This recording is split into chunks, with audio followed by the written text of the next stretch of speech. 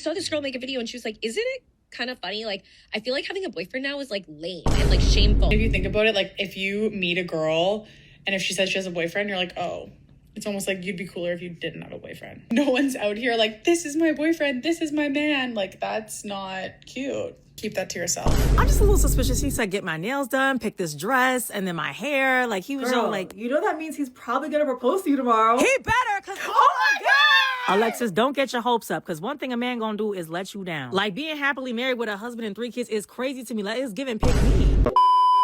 You know what? I'll say it. The reason that a lot of people, regardless of gender, are dissatisfied with their dating options is not because they're being forced to settle or date down. It's actually because their only dating options are their male or female equivalents. They're dating a mirror of who they are, and they don't even like themselves. The way that the internet has managed to take maladaptive and unethical behavior and PR spin them into quirky terms, I would say needs to be studied, but it definitely is, right? And some sort of hyper-specific sociology elective. This video is going to be focusing on a sort of subsection of what I like to call P-brain feminism. And this is where weirdly unethical and petty behavior gets repackaged as like girlboss or solidarity, where having childish contempt for men is conflated with supporting women. Let me get one thing clear. I don't see women hating on men and men hating on women as being interchangeable, just in terms of the level of that it can breed. You know, I don't think either are good or productive, but I don't consider, you know, Sabrina Carpenter and her little wiglet writing song number 35 about how men are trash because she got bamboozled yet again by a man who crawled out of an Irish bog. That's never going to be the equivalent of the bone-chilling horror stories that get visited upon women. I don't think that something has to be an example of systemic abuse for it to be a net negative. Some of you might have read the viral British Vogue article, Is Having a Boyfriend Embarrassing Now? Usually a lot of modern articles in journalism they utilize clickbaity or rage bait titles to generate attention. And there were individuals defending this piece, talking about the people that didn't like it clearly just read the title, they didn't actually read the piece. So I did actually read it. It's quite short, and it was actually worse than I thought it would be. Let me explain.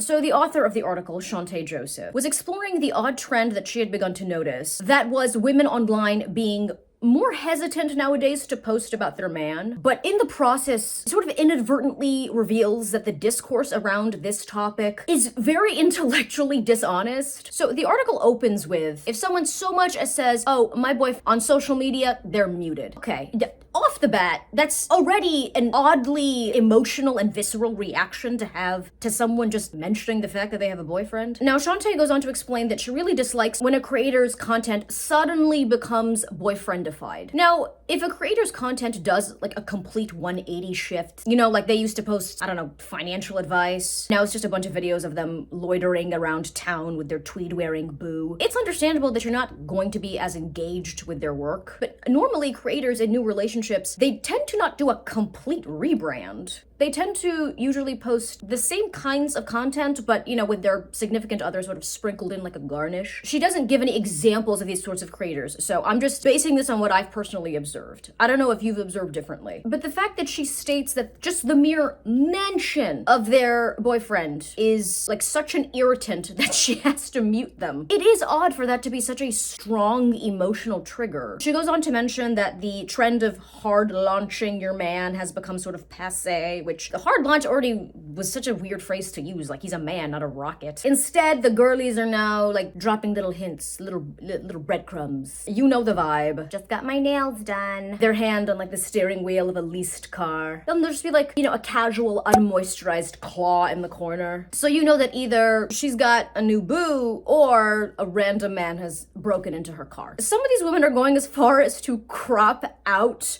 their man's face in posts, including engagement pics. Imagine ending up looking like a phantom in your own engagement announcement. The theory is that these posts reflect these women's desire to have the social benefits of having a partner, but also to not appear so boyfriend obsessed that they come off as culturally loserish. They want the prize and celebration of partnership, but understand the norminess of it. The framing of having a boyfriend as normie, though, like technically it is a normative performative act. Like, the term normie, it does have negative connotations. I do find it quite concerning because it's framing having companionship through this very childish lens. That is something that is going to be a recurring theme throughout this video, is a lot of adults talking about this subject, like using the phraseology of middle schoolers. It's very juvenile language. Just saying some of these phrases out loud, I feel that, like, that S figure that everyone was drawing just manifest on my hand. It's very apparent that these women who are either professional content creators or they post about their lives frequently, right? They are very much aware that they're being observed and analyzed by their audience. This is why I would recommend you just never post about your private life online, even if making content online is your full-time job. Because the second that you let people in, right, you are turning your private life into a spectacle and you are going to invite a bunch of judgment and commentary from strangers.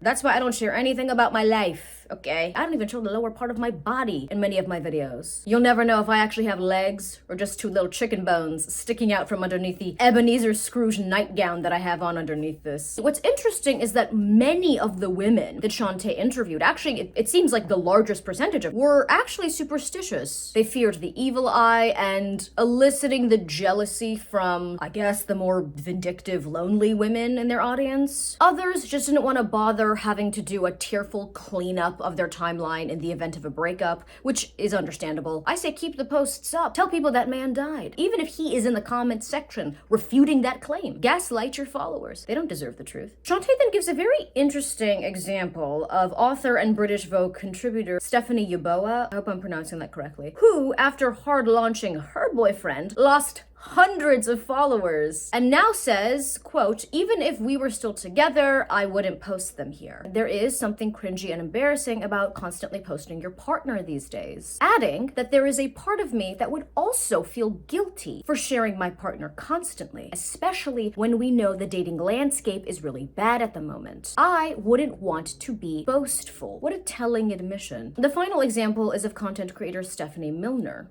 who simply shared a romantic trip of her going to Gabagool capital Sicily, after which she experienced a bunch of people unfollowing her, some even commenting, oh, please don't get a boyfriend. The fact that people are commenting this like they know her. Now, the explanation that Sophia gives for this negative response is that her content perhaps becomes less exciting when she's in a relationship. What's interesting is that in all of these examples, the women themselves were not initially embarrassed about posting or mentioning their man. Instead, they stopped posting about them because of the backlash. This is actually a textbook example of a social group punishing behavior that goes against the in-group mentality. You might have made an innocent post about your man, not knowing that the tides have shifted and it's no longer cool to be male-centered, even though the threshold for that is so low that, like, merely mentioning or casually posting can get that accusation hurled at you. Now, we'll touch upon the decenter men movement, which I'm gonna be real with you, is ironically one of the most male-obsessed mindsets I've ever seen. These creators saw that the negative response to going against that in-group mindset was swift, and so they adjusted their content accordingly. This seems to be an example of women altering their online behavior in order to not get excommunicated from the virtual sisterhood. And what's really interesting is that in order for their penance to be complete, they're not just expected to be apologetic. They gotta self-flagellate a little bit. They have to go, I mean, yeah, I guess, maybe my content does become a little boring when I get into a relationship. And they have to then reaffirm that, like, yeah, it is actually really embarrassing to, be posting about your man constantly. Even though, technically, they were never even guilty of that transgression. The factor of social conformity, and especially how it plays out in majority female spaces, cannot be ignored here. Because as much as people can bring up women aggressively tap dancing for male validation, and men especially seeking out male validation, so aggressively that the jester cap stays jingling in a lot of these predominantly male spaces. This, however, is a primary example of women clearly seeking female validation. Many of the women that Shantae Shantae interviewed straight up said the reason that their, well-moisturized man stays off their timeline is because they know that there is a percentage of their audience that's going to be, unfortunately, a bunch of jealous broads that are going to be all up in their business. Because having a man in general might not be a flex. I mean, you can walk down the street and get one. All you gotta do is tie a pack of creatine and beef jerky to a stick, and you can just lead one of them back to your front door like a podcast listening dog. But being in a quality relationship, I mean, especially nowadays, that kinda is a flex. Stephanie said it herself, that in this dating climate, it would be boastful. And what's interesting is that the negative response from their audience did not stem from these women being in bad relationships or compromising who they were or their content doing a complete 180. Nah, they simply just mentioned, right, that they were dating or casually posted about it, and they seemed clearly content. No one who is actually happy being single has such a strong, visceral, and negative reaction to simply seeing another woman in a relationship. Emotional reactions like this oftentimes reveal very strong subconscious desires that are not being acknowledged. In this case, it's clearly a desire for meaningful companionship. Later on in the article, Shantae gives her 2 cents on why she thinks the reaction from these creators' audiences were so negative. She writes that being in a relationship is no longer considered an achievement. And if anything, it's become more of a flex to pronounce yourself single. This is also happening alongside a wave of women reclaiming and romanticizing their single life. So basically, women no longer feel like being with a man is what defines them or grants their womanhood a sense of legitimacy. However, she doesn't actually address the elephant in the room, which is that just standard human envy and pettiness is also playing a big role in this backlash, despite the fact that this was the most common answer given from the women that she interviewed. You can witness this firsthand on any cutesy video of a couple, Dutch ovening each other, or I don't know, something else romantic. All the top comments are something along the lines of, "Oh my gosh, it's so cute. Blocked and reported. I'm tying the noose as I type." Now, obviously, these people are being hyperbolic and facetious, but it does reflect that in this era of many longing deeply for an emotional connection, that a lot of people's response to seeing like a content couple is envy. Like, I have nothing against this author personally, and she did receive a lot of backlash from this article, as well as support, but she did get a lot of backlash. So I'm not trying to add to the dog pile with my criticism, but I do think that it isn't entirely intellectually honest to try and reframe the backlash that these creators were getting as being the result of women critically examining gender roles and reclaiming the spinster stereotype. I certainly do think that that is a factor. However, it is completely glancing over the other more unsavory reasons behind the backlash, right? Like, people's reasons for responding so strongly to something like this, it's rarely ever one thing, right? It's a tres leches or cheese dip of motivation. I should have been a poet. For starters, the knee-jerk negative reaction to what were fairly innocuous posts is indicative that a lot of these women are not satisfied being single. I'll give more examples of this later on in the video, but a lot of the discourse around this subject comes off as a lot of women who clearly, and I'm not even just being presumptuous, some of them will just outright say that they clearly do crave intimacy and companionship from a man, but they can't admit that out loud, especially in these spaces, because remember, we're decentering men. So instead, they're trying to convince other women, and I mean, more importantly, themselves, that, maybe having a boyfriend is actually kind of cringe when you think about it. I mean, I don't know, in this political climate, yikes. Can y'all taste that? That's haterade. Straight out the fridge, cold, crisp. Not to mention that a lot of these people's approach to being single is wrong. The biggest reason that you see a lot of these women taking a break from dating or being celibate for a bit is a sense of frustration with men and a general dissatisfaction with the HPV-riddled waters of the modern dating pool. When someone enters being single or celibacy as a last resort, or just because they're fed up, right? This often leads to these people festering in their resentment instead of healing from their emotional trauma and actually learning to enjoy their own company. For example, I technically decentered men for the past 2.5 years. If you are really genuinely decentering men, right? Even calling it that is already very telling telling because it reveals how men are still the central focal point of this movement. If this was having a healthy approach to it, if anything, it would probably be the centering your own self-improvement movement or something, but that's not as catchy though. I could never make it in marketing. But regardless, decentering men should mean that you're not thinking about them. And that's precisely what I was doing. I was focusing on myself. I was getting these gains. I was loitering outside 7-Eleven, posing for the security cameras until they called the cops on me. I was just living my life, working on myself. And I'd see men around. You know, they're everywhere. There's like billions of them, allegedly. My interactions with them were healthy and normal. You know, I would just scream at them to get back inside. Gym arc this, winter arc that. My sweet patootie, why don't we try having a Boo Radley arc? Huh? But unfortunately, many of them did interpret that as flirtation. I can't help being naturally magnetic. That's what I just described. That's what it looks like to be well adjusted. You know, I'm writing a book on it, actually. Being single. Because when I saw someone in a relationship, especially a good one, it didn't bother me. I didn't put men or relationships on a pedestal, but I also wasn't carrying around a contempt for them as a group. If anything, I enjoyed seeing people in happy relationships. I love seeing people get adored and doted on and spoiled. Like, I love it when I see the girlies getting flowers or Lego sets of Hogwarts or whatever your like monthly hyperfixation is. My assumption whenever I would see a woman who was very my man wasn't, aw, she must not have like a life outside of him. Now, to be fair, that archetype of woman does exist. So there's a good amount of women out there who have a friend whose entire personality changes the second she gets a man. Just a chameleon with laid baby hairs. Just morphing into whatever it is that he wanted. So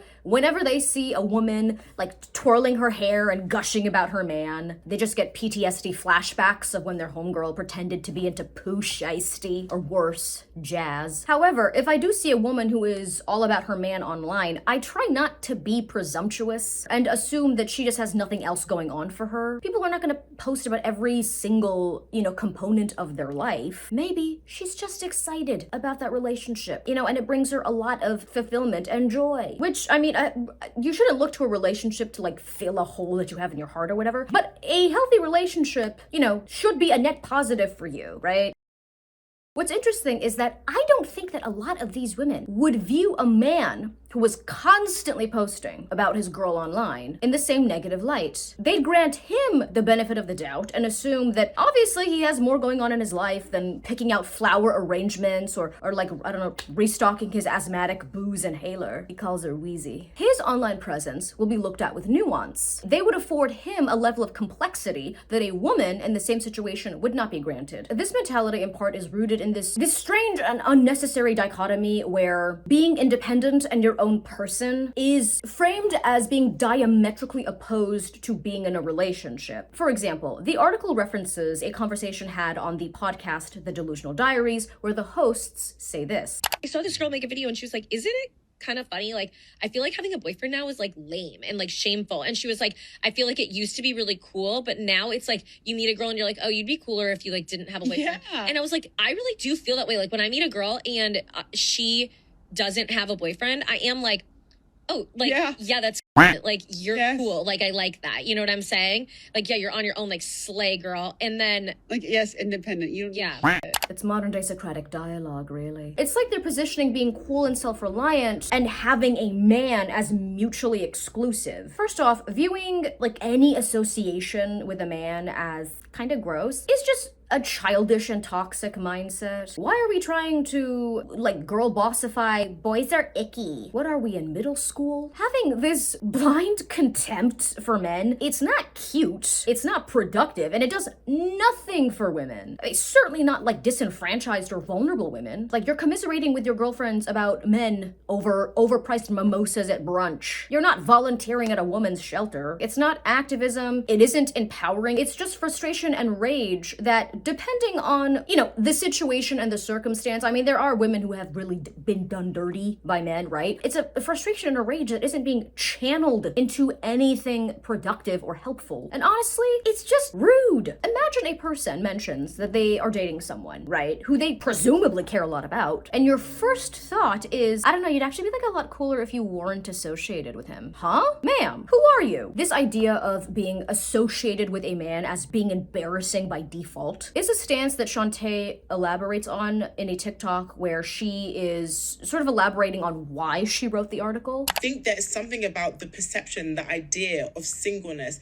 that feels so much more attractive and appealing now. And I wanted to know why that was. Men behave terribly. They don't actually face any repercussions for their actions. And now it's kind of like, it feels icky. It feels like it's not aligned with your values to be associated or attached with a man. So it seems like it's a guilty by association kind of thing. So it doesn't matter how an individual man acts. Because other men are acting a fool, he is automatically tainted. It was really about understanding how our kind of collective consciousness as women has raised so much now that I think what we tolerated as normal before in our interpersonal relationships with men, this is not okay. Do you know what I mean? To the point now where it feels embarrassing to be someone who puts up with that. You'll see this a lot in these spaces whenever they're discussing relationship dynamics. The default position seems to be that most relationships automatically disadvantage the woman. So if you see a woman shacked up with one of these creatures, she must be enduring something. And if she's flexing him online, well, then she's basically just bragging about having to tolerate some bum and his doo-doo draws. Oh, she's probably listening to him spitting some weak bars and convincing him, yeah, baby, you're so talented.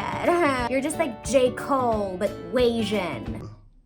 Now, it's not like there isn't a precedent, to this belief, since many women historically did have to put up with absolute skullduggery from their husbands for generations, because where were they gonna go? Nowadays, you might not be as likely to have to suffer through an marriage, but that doesn't mean that a man still can't, at the very least, publicly humiliate you. Okay, so again, this stance does not accomplish anything. For starters, you're telling men that, actually are good and decent people. It does not matter how you treat the women that you're dating, right? You'll still just be inherently embarrassing to associate with. Imagine someone that you're dating saying this to you. I know people talk out their necks online all the time, but I really want people to actually imagine saying this to someone's face. Just think about how out of pocket and disrespectful that statement actually is. And again, okay, something does not have to be a human rights violation for it to just be rude. It's not punishing the disrespectful men. I mean, it certainly isn't forcing them to act any better, even though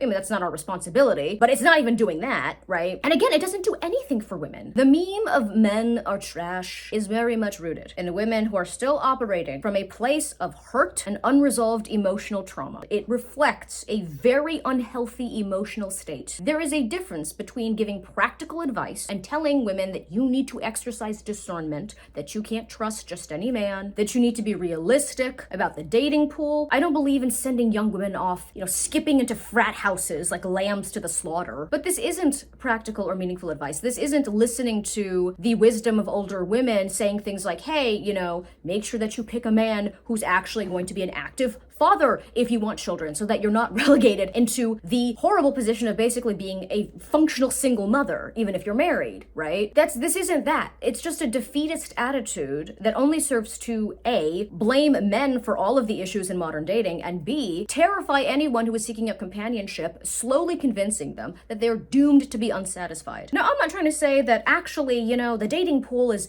just overflowing with phenomenal men. They're actually crawling out of the sewers with a bouquet in hand, just eagerly awaiting to cosplay Buffy characters with you. Like, finding a quality partner can definitely be difficult, and perhaps this is a bias of mine, since I have been fortunate enough to witness many healthy relationships in my family, in my friend group, in strangers' homes, through the windows if they're stupid enough to leave the blinds open. But I don't think that this statement that there are, barely any good men out there is true. I don't. And you know what? A lot of the women that I've seen complain the loudest about there being a lack of quality men are usually not quality partners themselves. You usually attract what you are. If you get it, you get it. So is it that they don't exist, or are they just avoiding you? Their guardian angels are working overtime to ensure that your paths don't cross in that Trader Joe's. If you grew up in a turbulent home, and that's the first example of a relationship that you saw, it's not uncommon to then unintentionally replicate that relationship dynamic in your adult life. And then when trying to find solace maybe with other women women online, you get sucked into this negative reinforcement loop where all you see are other bad relationships and dating horror stories. And you can see it in a lot of these young women who don't even have that much dating experience, but they are watching a lot of, humiliation ritual videos, basically, and going, oof, if that is what love looks like, may it never find me. The algorithm knows what you're engaging with, and it will funnel more of that content down your timeline. I've made videos before about examples of, bad relationship dynamics and wedding vows, and I always end the video with a positive example just to balance it out a little bit, as a reminder that hey, sometimes these examples are outliers more than anything, is how these conversations can very quickly turn into what is, upon closer examination, a very covert form of peer pressure and bullying. The two podcast hosts that I mentioned earlier were referencing this specific TikTok. And though I don't think that this was the conscious, intention of the creator, I do think that this TikTok perfectly encapsulates what is an oddly petty and passive-aggressive attitude that enforces the decenter men mindset. Okay, wait, is it just me, or is it kind of cool now to not have a boyfriend? Before, I feel like if you had a boyfriend, you'd be so excited to post him. Now it's not cool to post your boyfriend. And then if you think about it, if you meet a girl and if she says she has a boyfriend, you're oh, it's almost you'd be cooler if you didn't have a boyfriend. Again, it's what a weirdly negative knee-jerk reaction to have. And this is the reaction to what is not even a negative example of a relationship. Why would the woman in question, be any more or less cool? I do not believe that this young lady would ever, in real life, actually fix her mouth to say that to someone's face, because she knows that would be an out-of-pocket thing to say. They really see men as by and large nothing but these beanie-wearing leeches that just suck the aura out of you with a bendy straw, even when there is no evidence that that is what's happening to these girls that they're interacting with. This reflects a terribly unhealthy relationship with men that none of these women have healed from. It's just not cute to have this seething contempt for half the human population. Secure, grown adults do not talk with the animosity and vindictiveness of catty teenagers. It's unbecoming. Every now and then in some girls' vlogs, you'll see a hand, maybe a back, or something, but no one's out here this is my boyfriend, this is my man. That's not cute. That's not cute. Did y'all peep just how unnecessarily petty that comment was? This is why women are not posting their man online. It's not a critical examination of nah, miss me with that academic reach. It's because they don't want the heat. I kind of just love that the tables have turned and we're just yeah, we're good. You can just keep that to yourself. Or I also just love girls who have boyfriends, but you would never know. And then they're oh yeah, my boyfriend. And you're oh, I had no idea you had a boyfriend. I love that that's not your entire personality. So the barrier of being considered male-centered is so low that the only time you're considered cool and not having your entire personality revolve around a man is if you basically just never mention him. Which, if you're in a committed relationship, he'll inevitably come up. As much as a lot of this movement reinforces this idea that you need to prioritize yourself, you always need to prioritize yourself, even when you are in a relationship, right? Here's the thing, okay? In any sort of healthy relationship, especially if it's gonna be a marriage, right? You do need to actually prioritize the other person, okay? And I'm basing this on what I've actually seen from healthy and successful relationships. You do need to prioritize the other person. That doesn't mean you sacrifice yourself at the altar of the marriage, but you need to prioritize the other person and they need to prioritize you. That's the only way it's gonna work. This abject refusal to consider this, or worse, to frame prioritizing your partner and your relationship, right, as enslavement or inherently degrading is incredibly selfish. It's setting people up to be in dissatisfying relationships because y'all are expecting someone to pour into you, but you're refusing to reciprocate. And at its core, a lot of this is, again, it is maybe not a trauma response, I think that's a little bit dramatic, but it is a self-preservationist stance that comes from women who've clearly maybe been taken advantage of in the past, and they don't want a repeat of that, right? But you see how, again, they're coming from a place of being defensive. So if they do interact with a person who does have the intention of pouring into them, they will straight up not even be able to reciprocate that level of effort and energy. Which means that relationship with a person they actually might have genuinely been compatible with, who was going to give them the kind of companionship that they wanted, now they have inadvertently sabotaged that relationship because of this selfish mindset. It's interesting that she mentions that the content creators that she's noticed a shift in, right? They are still dating. They still have a man, and that's because off camera, they're still investing in him. They're still investing, right, in their relationships. But they know that they have to adjust their behavior online in order to avoid going against the shifting mindset in their predominantly female and single audience. All of this is just a matter of social conformity. You gotta notice the language that's being used. It's no longer trendy. It's not cool. It's out of style. It's an extremely juvenile and perpetually online way of analyzing relationships. Whether or not you are actually decentering men in your personal life doesn't mean anything. Just as long as you present yourself and your relationship in a manner that is deemed acceptably detached enough to fit the in-group mindset and to not emotionally trigger your followers, many of whom are clearly not content being single. Because I'll say it again, this is not how happy single people interact with people in relationships. This is not how happy single people act. You want to know what's funny about the two podcast hosts? They're both dating men.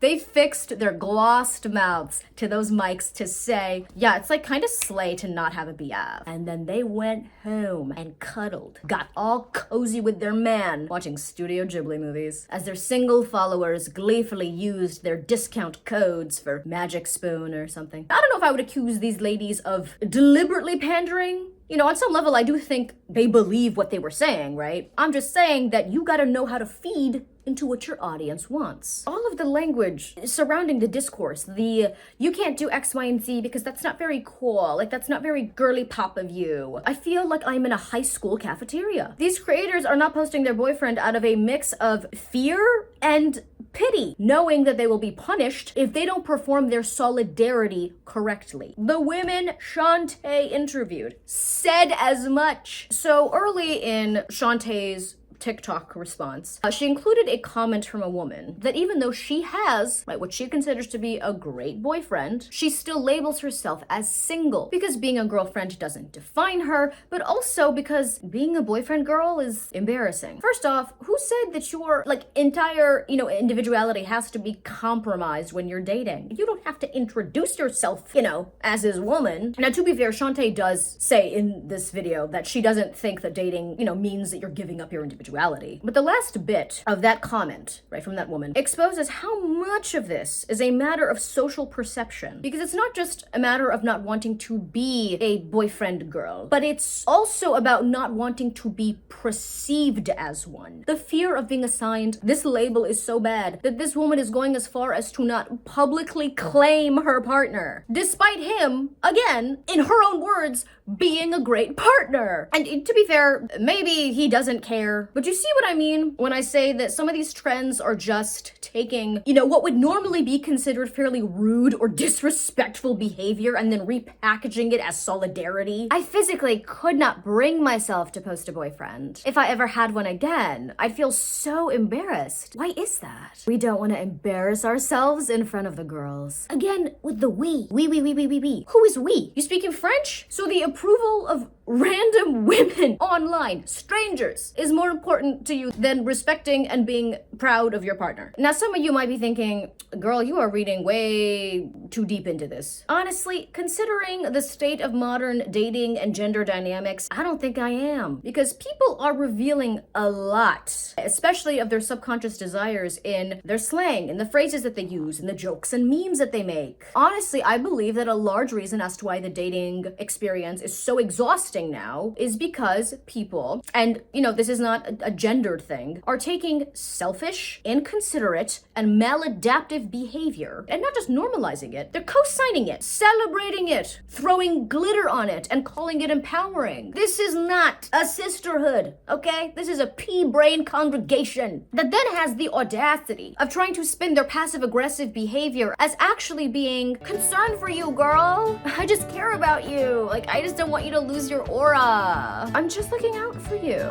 Okay, that's why you shouldn't be posting your man. Like, it's not cute. It's actually really cringy and embarrassing. But I'm just saying that because I care about you. Okay? Sisters, at least genuine, organic, homegrown haters have the decency of being honest about their motivations. On a messed up level, it's like they almost want these relationships to be bad and disadvantage the woman so that their negative beliefs about men and dating can be reinforced. That's why this concern just comes off as extremely disingenuous. Do y'all know what I'm talking about? Like, do you see what I am seeing here? And if you dare suggest that this is an oddly toxic and rather sneaky form of peer pressure, and then, ooh, here come the insults. Pick me, pick me, pick me. He's not gonna pick you, girl. Why are you tap dancing, girl? There's no men here. Has he picked you yet? Has he? It's the same exact phrases that are hurled at you if you dare to not repeat the party line. Because if you acknowledge that there are multiple layers of motivation here that don't all fit a conveniently feminist narrative, oh, you get excommunicated. You can sit awkwardly in the pick-me corner with the menfolk and their cold Buffalo Wild Wings, talking you into a corner about how they could have gone pro if only they didn't injure their hamstring sophomore year. Yeah, no, 100%. I want a boyfriend, but I want to be a girl with a boyfriend, not a girlfriend. So bad. But I think it's because women have come to decenter men, which I love. This isn't decentering men. This is being obsessed with them. And since these women clearly want to have a relationship in the future, they're pretty open about it, right? It's actually setting them up to attract predatory men who also have a bunch of unresolved issues with the opposite sex. Or they'll end up attracting men with no spine. Because ain't no one with self-respect gonna tolerate being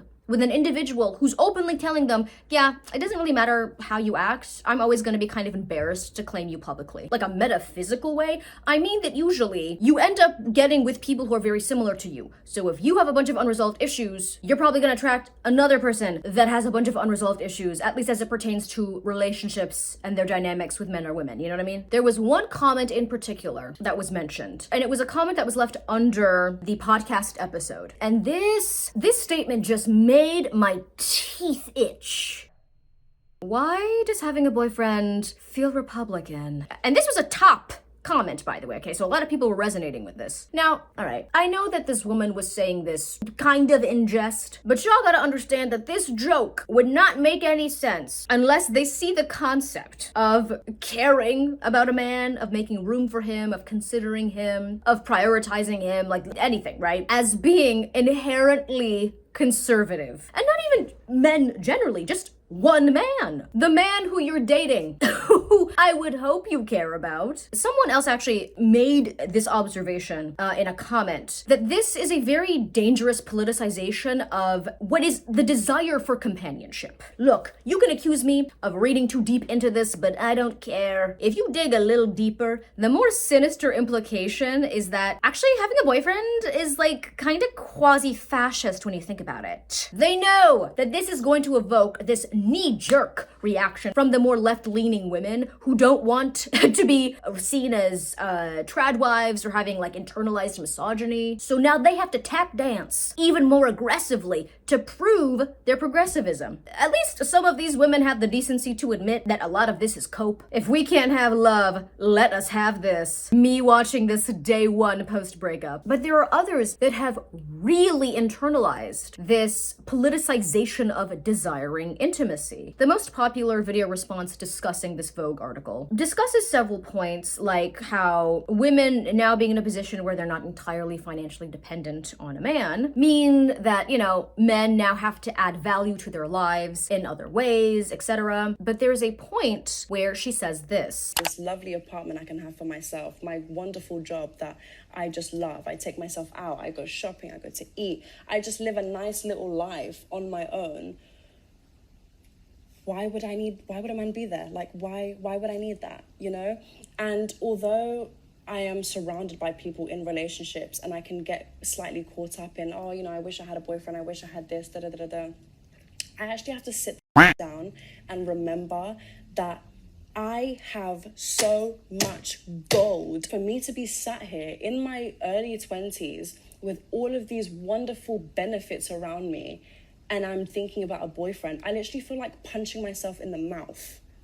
How dare I, right? It's such an aggressively negative reaction to have to what is a fairly common and human desire for companionship. It's almost like if they admit that they're actually lonely, then they'd have to contend with the fact that being single and decentering men is not giving them the fulfillment that they thought they'd get. And again, I don't know what this individual young woman's relationship to her singledom, I don't think that's a word, but her, singlehood is. But generally, when you approach being single and you're coming at it from a scarcity mindset or a sense of frustration, you will never be content with being single. You will never be content with your own company. And moreover, it's deeply concerning that there can't even be an honest conversation about this loneliness, because then you're going against the narrative that women are actually perfectly happy being alone. I mean, clearly some are, but many aren't. And of course, when these women inevitably re-enter the dating pool, which many of them have expressed plans of doing so in the future, right? Their desire long-term doesn't seem to be going full monk mode. They did not take this period of time to actually decenter men, right?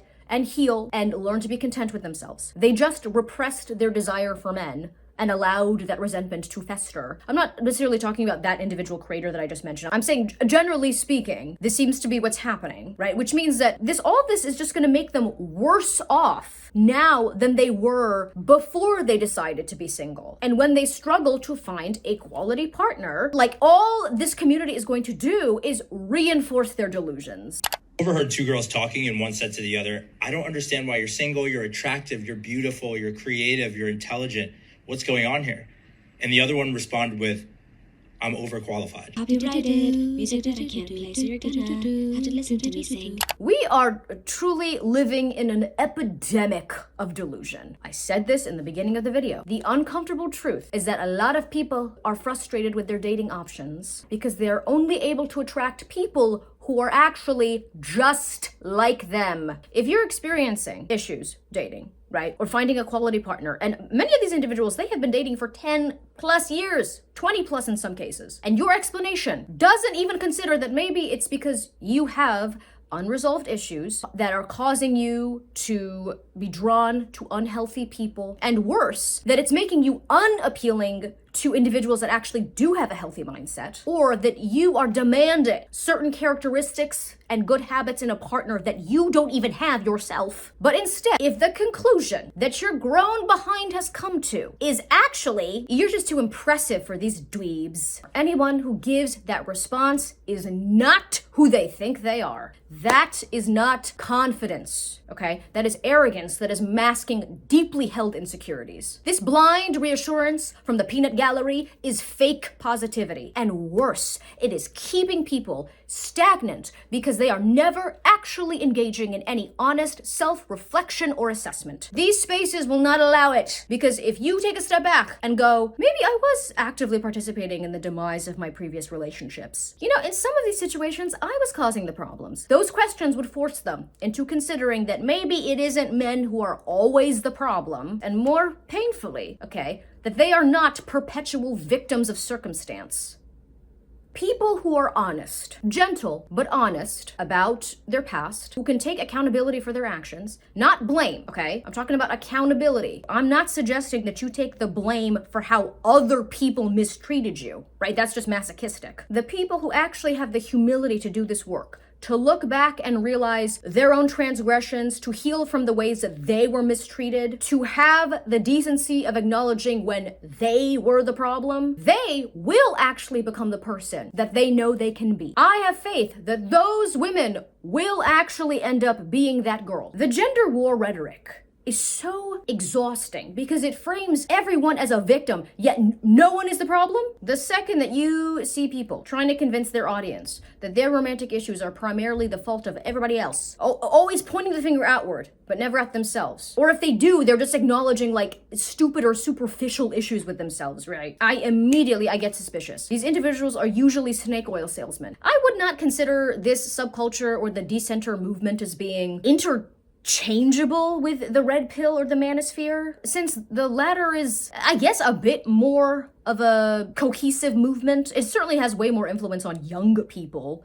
right? Most of The discourse around this topic seems to be primarily with adult women, but regardless, I don't think that either mindset is beneficial to anyone. Now, I have a lot more opinions regarding some other dating trends and other subcultures and movements that are, gaining a lot of prominence in certain female-dominated spaces, like being in your feminine energy. Make his pockets hurt, sprinkle, sprinkle. And this video is already long enough, so stay tuned, because I will be making a part 2 regarding those topics and my thoughts on them. So please let me know in the comments section down below. Do you agree? Do you disagree? Do you think I was reading too much into this? Do you have a completely different opinion? I am open to discourse. I'm open to criticism. I don't delete comments, so please let me know down below. Have you decentered men in your life? Are you actively in a relationship or pursuing one? What are your opinions on this topic? Or what are your opinions on the article? Did you like the article? Did you resonate with it? Please let me know. Like, comment, subscribe, hit that notification bell so you know every single time that I upload. And as always, thank you for watching. Shout out to my top patrons. If you would like to donate to my Patreon, please click on the link in the description or on screen. Thank you to my other lovely patrons. Your names should be scrolling on screen as I speak. Bye.